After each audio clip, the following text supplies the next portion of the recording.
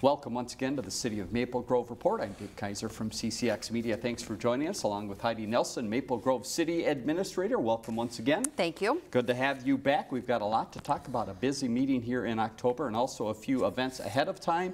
And at the end of the program, we'll tell you about a lot of events happening in the city, ways you might be able to get involved.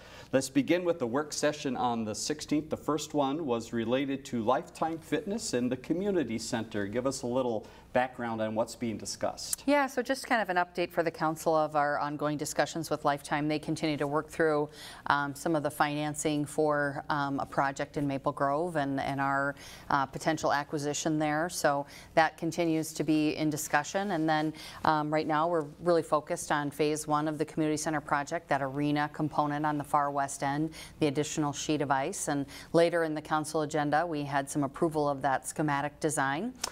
So that phase 1 will be the focus for a bit here, as well as maybe we're going to be looking at some of the exterior design options for the broader community center project. But just kind of a good update for the council on where we're at with those negotiations. All right, and we'll talk more about that council action in just a few minutes. The second work session, Capital Improvement Plan. Again, remind us what that is and why this discussion's happening now. Yeah, so this is our second year reviewing our full capital improvement plan for the city, and really what it lays out is kind of the future capital needs of the city, involving both our road reconstruction program, a couple more significant projects that I'll talk about, Rice Lake Trail and Weaver Lake Park, that are sort of renovation type projects.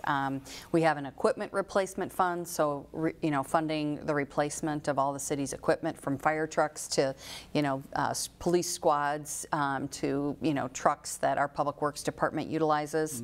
And then of course our facilities, our whether it's our park buildings, our fire stations, the government center, those types of things, kind of putting together a plan for sort of the upkeep and reinvestment in those facilities. So this was our second time reviewing the complete plan. Last night we got through the road reconstruction part of the capital improvement plan, and I think what we continue to see is the cost of those projects continue to increase, and so discussion with the council about sort of the future of the funding there, and needing to augment some of that in the levy to make sure that we have those dollars available in the future to make sure we keep up with our road reconstruction. A couple of key projects, I mentioned Rice Lake Trail, so this is a project that we've been looking at. We've done some early engineering, preliminary early engineering study to kind of determine some options for reinvestment there, reconstruction of that trail.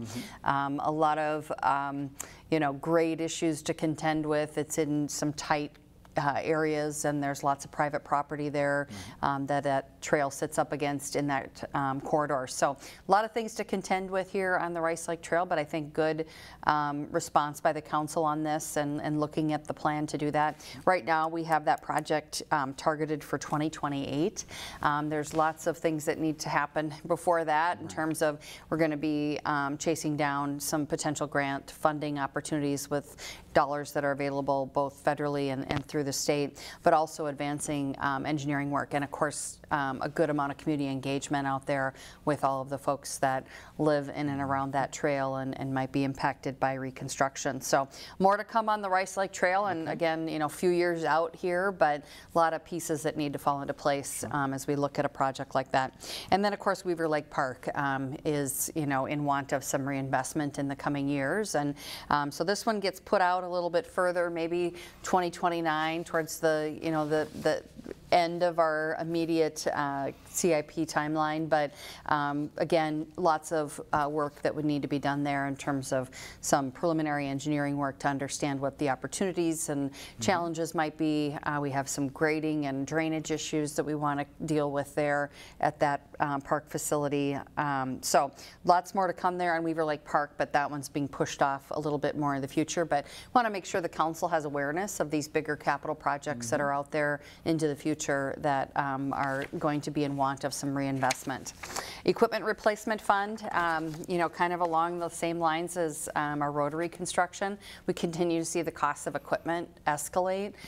Fire trucks are up, you know, roughly 40% in terms of cost, and so we really need to be planful about the timing of those. The lead time on significant fire apparatus can be up to 3 years to get a new piece of fire equipment, and so not only the cost but the timeline of securing those, and then, you know, we're struggling just to even get replacement squads with sort of the supply chain issues in the vehicle market. So lots to contend with there. We are augmenting our levy on an annual basis for those equipment replacements, just so that in the out years we know that we'll have the dollars available to continue to replace that equipment. Coming up on November 6th, then we're going to kind of shift our focus to the facilities. So this will scoop in our fire stations, our government center, the park facilities, those types of things, to take a look at what kind of reinvestment is going to be needed over the next years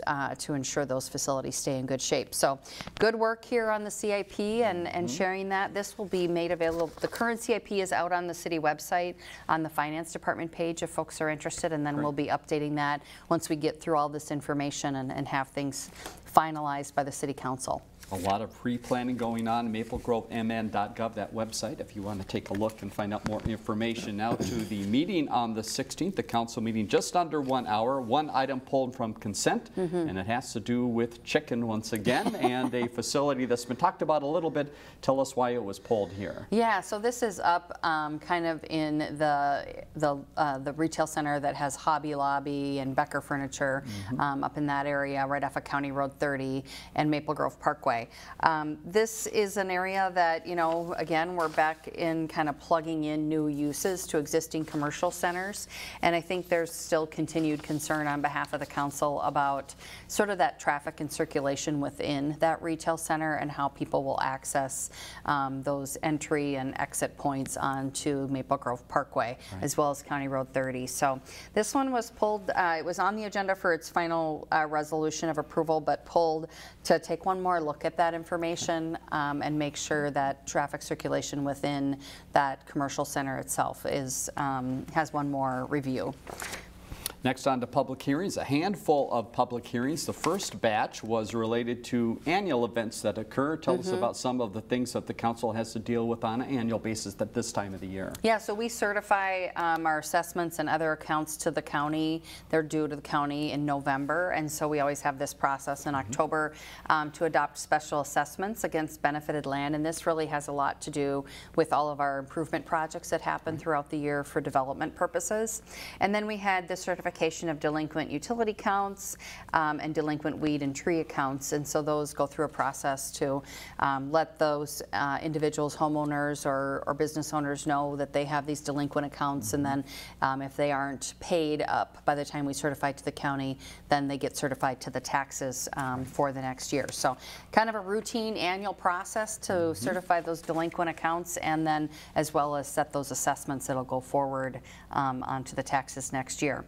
And then we did have another public hearing on an easement vacation. This is up in the Territorial Road area, kind of preparing for the Rush Hollow development and the kind of reconfiguration of Maple Grove Parkway extending north and then connecting up with Fernbrook Lane there, just to kind of the north of County Road 81. So pretty big project up there, and just kind of cleaning up some of the old easements in that area. Very good. Let's move ahead to community and economic development. A few items touched on here. The first is Chipotle, talked about at a previous meeting. Again, back again, discussed here. Can remind us where they're looking and what this part of the discussion was. Yeah, so this is out at 101 and Bass Lake Road, kind of in one of the outlots out in front of Hy-Vee. So great use for out there. I know that that area of town is always interested in more food and restaurant options. So this is going to be the second, I think, store like this that they have in the metro area that will have a Chipotle lane. So not a drive-through, but you know, a lot of folks order online from Chipotle. So this will be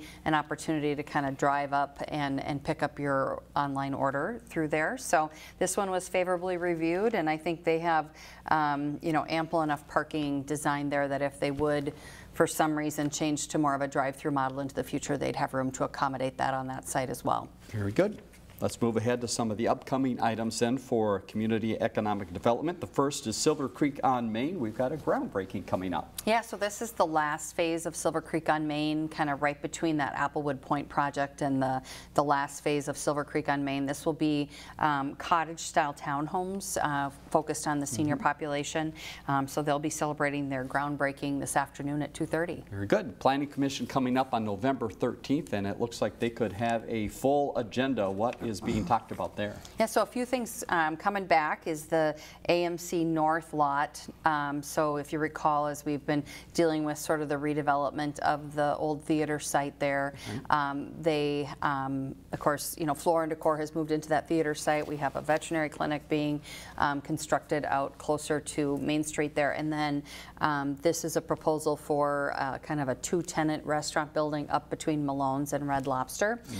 Again, we're back to, you know, kind of plugging in new uses to these existing commercial districts. So the focus tends to really be on traffic and circulation and parking. And so this one was sent back to the drawing board to work on that traffic and parking study.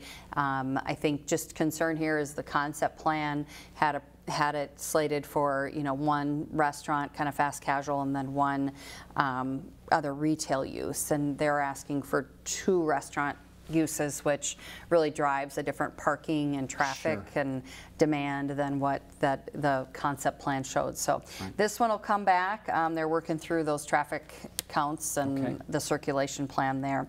And then we also have Bella Woods. This is a development project on the northwest side of the city, just kind of east of County Road 101, north of 101st, and this will involve the reconfiguration of 101st to connect up with Steeg Road. So the continuation of a lot of development activity up in that northwest quadrant. Another piece up in that area is DeRosier Estates, and this is 8 lots.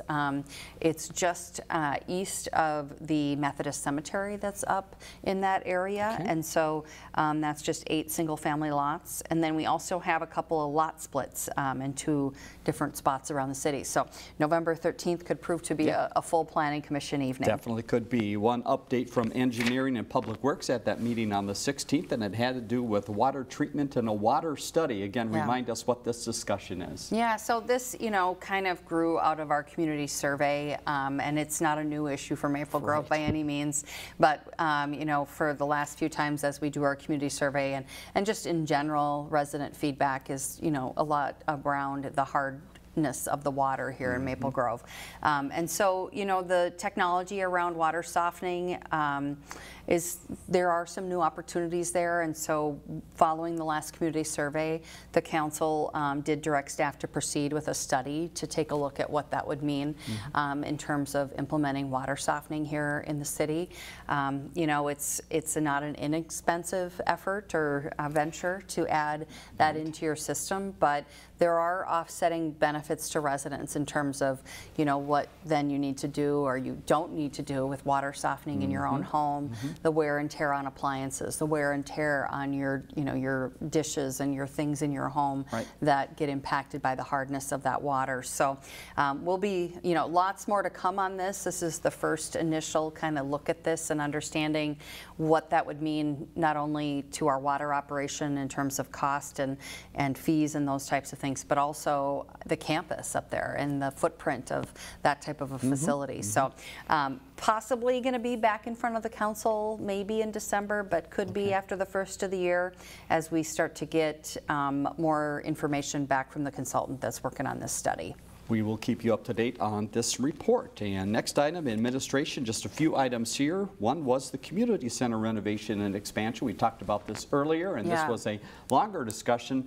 Tell us what this first phase is talking about. Yeah, so this was for phase 1, the arena schematic design. So over the last several months, we've been working with the architects and construction management team to advance design of that arena and kind of looking at the entire site on the west end of the project and reconfiguring some of the parking and access points to the community center. So this is schematic design, a lot more to come in the design process. So it's schematic and then design development and then eventually moving on to construction documents.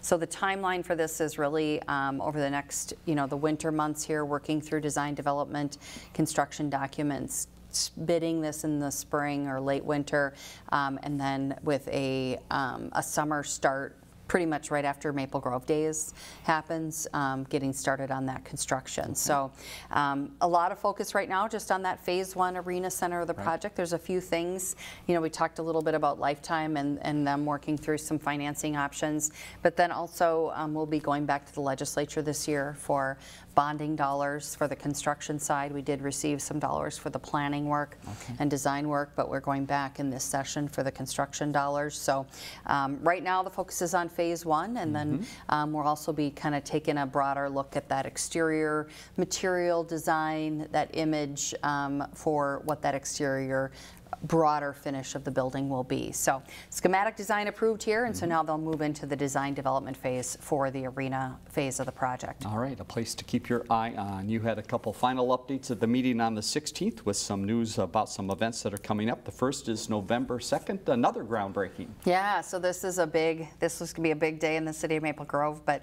Boston Scientific is planning a groundbreaking for their new project out on 694 as part of the Minnesota Science and Technology Center. Very exciting day, and we hope to have lots of state officials there. This is a project that had a lot of support from the state of Minnesota through the Department of Economic Employment and Development. So very much looking forward to that day, November 2 in the afternoon, and then later that evening the council will gather for our final interviews for Public Works Director, City Engineer, as we look to fill Ken Ashfeld's chair at the Government Center. And then, as we mentioned earlier, November 6th will be another work session before the council meeting, and that's talking about that capital improvement plan. Yeah. Very good. Let's hop ahead to some other things happening in the city. Get your calendars out, as you might find some events here you want to get involved in. First item is election coming up. This is school related here in November. Again, tell us what residents need to know. Yeah, so the school district is holding a special election, and this is for their referendum, their bond referendum for kind of the capital phase 2 of their improvements for the school district. So Maple Grove residents can reach out to Brooklyn Park, brooklynpark.org/elections. Brooklyn Park is administering this election for the school district. So your polling place likely has changed from where you vote for a typical, even year election here in Maple Grove.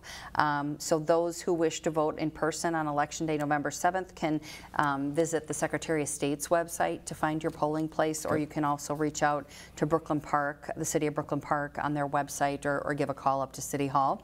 And then more information about the school district question that's on the ballot is on the district website, and the title it's Better Future. So if you just go to the district website and look for that information under the Better Future tab, it'll contain all the information of what they're proposing to do with the dollars generated by this special referendum vote. Another reminder of why you're seeing purple lights throughout the city of Maple Grove. It's because month of October, you recognize some special things going on. Yeah, so it is designated as Domestic Violence Awareness Month. And so we do have town green lit purple, as well as the front of the police department, and then gathered earlier here in October, on October 5th, for the vigil that was held in conjunction with Maria's Voice. And so very important issue for our community, as we talked about at the vigil. 31 people in the state of Minnesota have lost their lives to domestic violence since that vigil happened last year. And if that number were 1, it would be too many. So we have a real issue here in this community.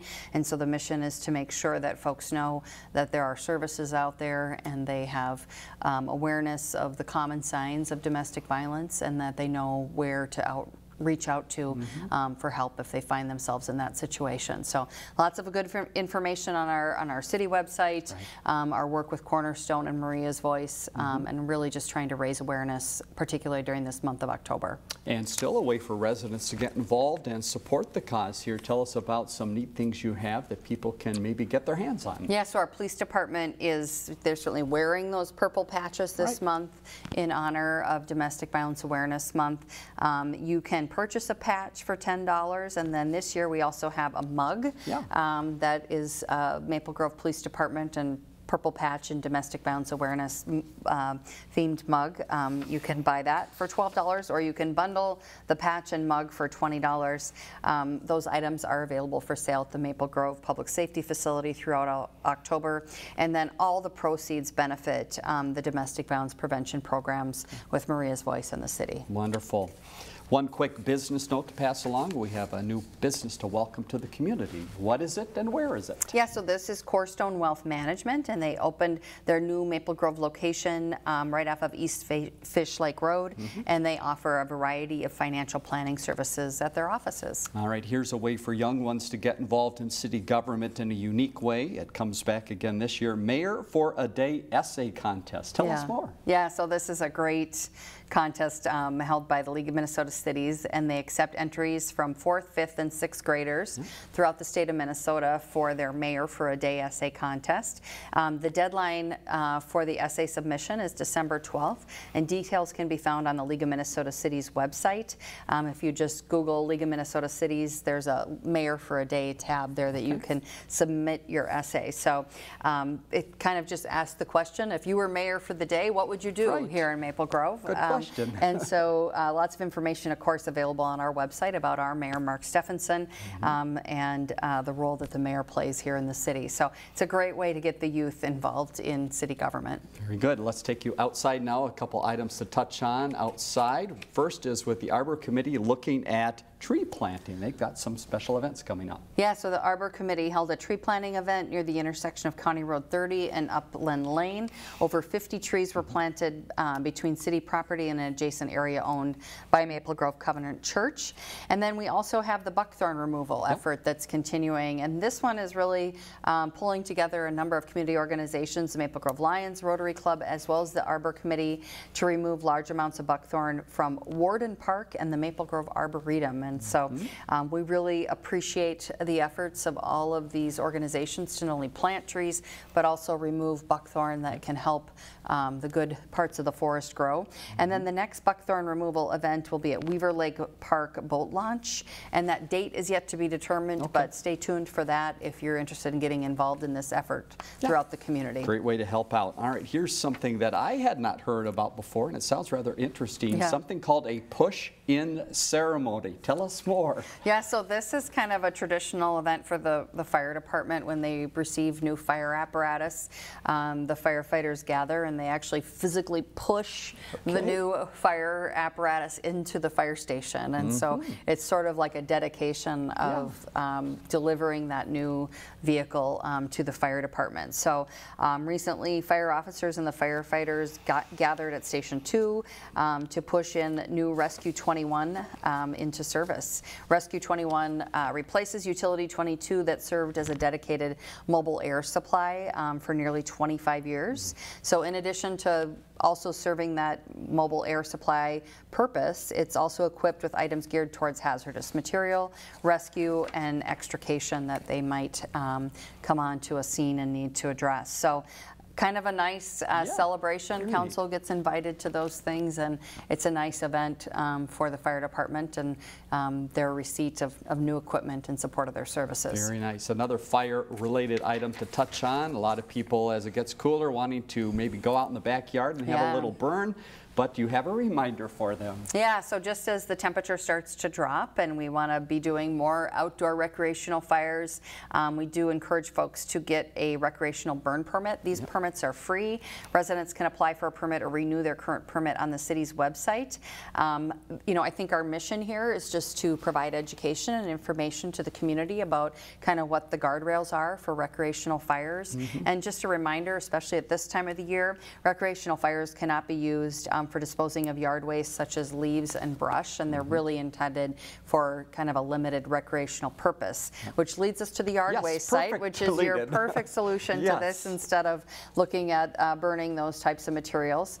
The Maple Grove yard waste site is available to residents. It's open through November 30th, so right through, you know, the end of that season. It accepts grass, leaves, brush material at no cost, and you just need to show your ID to show that you're you're a resident of Maple Grove, and that's located right off of Maple Grove Parkway and 610. So we really encourage folks to take advantage of that yard waste site. Here's another event for your calendar coming up this Thursday, the 19th, as we're recording this. Last chance for the outdoor market. The end is coming, but there's more to come. There is. Thursday, October 19th is our last outdoor market of the year. Hours are 3 to 6. This is again at the community center. Lots of good things happening at this market. Lots of, fall vegetables, those types of things, pumpkins. Kids are invited to wear their Halloween costumes and trick or treat at the vendor booths throughout the market. And then we do have some indoor markets planned around the holiday season here. We will have markets on Thursday, November 9th, as well as Tuesday, November 21st, kind of in advance of the Thanksgiving holiday, and those hours are 3 to 6 p.m. You mentioned the Halloween costumes. Kids, keep those out because you need them at the end of October as well. What is coming up at the community center? Yeah, so we have our trunk or treat event at the community center on Saturday, October 28th from 1 to 4. There'll be a costume contest, treats, music, and fun activities, and this is just a great event. If you've not taken your kids to this event and they are of the trick-or-treating age, it is a great day, and hopefully the weather will stick with us here for a few more weeks. If it's a lovely day in October, it's a very packed event. So look forward to that one and seeing all the kids. Yep, bring a big bag because there is lots of candy involved. Something that is a sign that we're out of summer and into fall is the splash pad is done for the season. It is closed up for the season. We're going to start transitioning to our winter activities over there. We always strive to have the outdoor skating loop open kind of the weekend of Thanksgiving. That timeline. So we'll see how the weather shakes out here over the next 4 to 6 weeks and whether we're able to meet that, but Splash Pad is closed for the season. All right, we knew it was coming. Here's some volunteer opportunities, speaking of the changing of the season, one for the fall time, one for winter time. How can residents help out? Yeah, so the city partners with Senior Community Services to provide services to our older residents in the community that might need help with shoveling snow, raking leaves, any types of self-care type things. And so you sign up through seniorcommunity.org, and then you're paired with a senior or two near you in your neighborhood to help out with some of those tasks. So Senior Community Services, and their website is seniorcommunity.org. We talked a lot earlier about the ice arena in the city of Maple Grove, and here's a reason to head that direction soon. Coming up in November, you've got quite the teams coming to town. Yeah, so this is going to be a fun event on November 9th. The women's hockey teams from Minnesota State University and the University of St. Thomas will meet on the ice at the Maple Grove Community Center. These are two of the state's top women's college hockey teams, and so this benefit game raises awareness of the U.S. Hockey Hall of Fame Museum in Eveleth, Minnesota. The contest also showcases women's college hockey at its highest level for those in attendance, including any young players that might aspire to play at this level. Tickets are available through the school district website, the Maple Grove Crimson, and it's the Ticket Leap. It's kind of a long extension here, but if you go onto Maple Grove Crimson and search for that, tickets, you'll be able to connect to tickets for this event on November 9th. Very good. All right, as you see, a lot happening in the city and a lot coming up. Heidi, thanks for the information once again. Look to see you again soon. Let's leave you with that next council meeting date. It will be November 6th, that Monday, 7:30 at the Government Center. And again, the website at the bottom of the screen, we mentioned a lot of information that you can go there to find out more. For Heidi Nelson, I'm Dave Kiser. Thanks for joining us on the City of Maple Grove Report.